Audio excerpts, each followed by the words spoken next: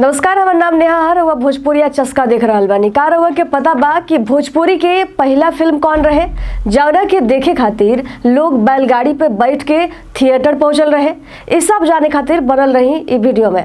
बता दी कि भोजपुरी के पहला फिल्म गंगा मैया तोहे पियरी चढ़ाइबो रहे। ये फिल्म 1963 में रिलीज भइल रहे। ये फिल्म दामोदर दत्त के बनावल है। ये फिल्म लोगन के दिल जीत लेलस। ये फिल्म के गीत मोहम्मद रफी, आशा भोसले आ लता मंगेशकर जैसन महान गायक गौले रहे। अब बता दी कि कैसे बनल Bhojpuri film. Bhojpuri film industry के पहिलका फिल्म भारत के पहला राष्ट्रपति राजेंद्र प्रसाद के निहोरा पर बनल रहे। बता दी कि राजेंद्र प्रसाद बॉलीवुड अभिनेता नाजिर हुसैन से भेंट कैलन और वहाँ के भोजपुरी भाषा में फिल्म बनावे के सलाह देलन। 1963 में भोजपुरी सिनेमा के पहला फिल्म गंगा मैया तोहे पियरी चढ़ाइबो रिलीज भइल।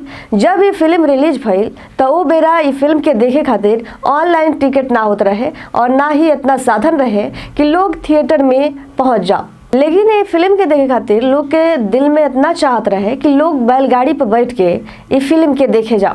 तो ये तरीका से भोजपुरी सिनेमा के शुरुआत भइल। गंगा मैया तोहे पियरी चढ़ाइबो न सिर्फ भोजपुरी सिनेमा के पहला कदम बनल बल्कि ये फिल्म भोजपुरी संस्कृति आ भाषा के प्रचार प्रसार में भी मददगार करे वाला साबित भइल। जौन प्रेम अपनापन भोजपुरी सिनेमा में दिखाई देला वही से ये फिल्म के कनेक्शन हमेशा रही। हमनी के ज्यादा से ज्यादा भोजपुरी सिनेमा के सराहना करी जा, ओकरा के और ही आगे बढ़ावे में मदद करी जा। हमनी के विश्वास बा कि भोजपुरी सिनेमा भविष्य में और ही ऊंचाई पर जाई आ लोगन के दिल में एगो खास जगह बनाई। अगर ये वीडियो रउआ के पसंद आइल हुई तो हमनी के चैनल के लाइक करी, शेयर करी और सब्सक्राइब करी।